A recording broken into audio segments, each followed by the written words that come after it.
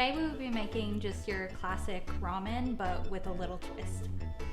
The ingredients are just a basic ramen packet, onions, cheese, and a variety of sauces and seasonings.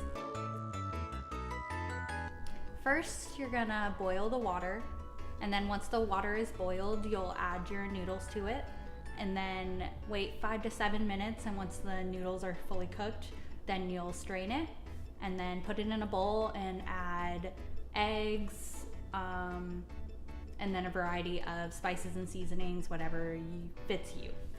I like this recipe because it gives a twist to your basic ramen that college kids eat every day.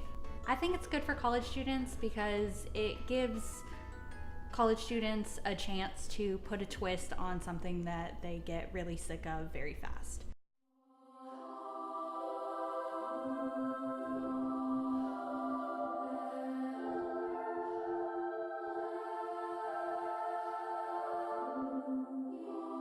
I hope everyone enjoys this recipe.